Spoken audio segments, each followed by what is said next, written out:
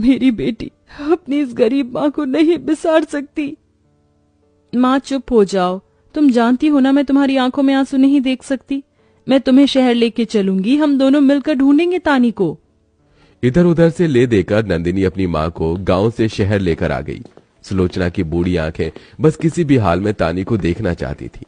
तभी दोनों ने उसे कुछ आवारा लड़कों के साथ जाते देखा। हाँ वेल, आज की पार्टी बहुत अच्छी थी। वो तो होनी थी, तानी ने जो दी थी।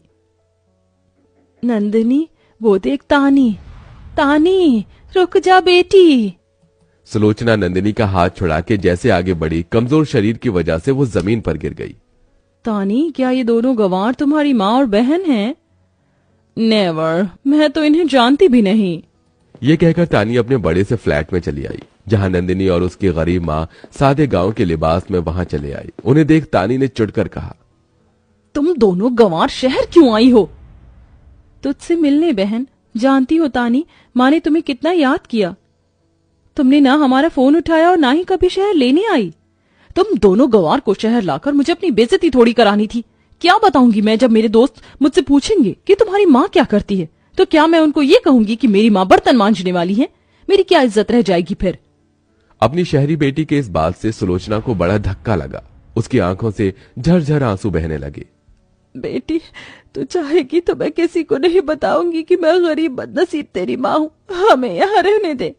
मगर यहाँ तुम दोनों गांव की गंवार माँ बेटियों को मुफ्त की रोटियां तोड़ने को नहीं मिलने वाली। काम करना पड़ेगा। मुझे मंजूर है। सुलोचना और नंदिनी एक नौकर की हैसियत से वहां काम करने लगती है, जिसके बदले तानी उन्हें 2 रोटी देती है। ये लो, खा लो दोनों। सिर्फ 2 रोटी?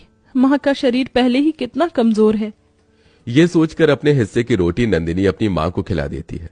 दिन बीतता गया। एक दिन तानी के घर शौर्य आता है। हे बेबी, आ गए तुम? हाँ तानी, मैंने मम्मी डैडी से शादी की बात कर ली है। वैसे ये कौन है?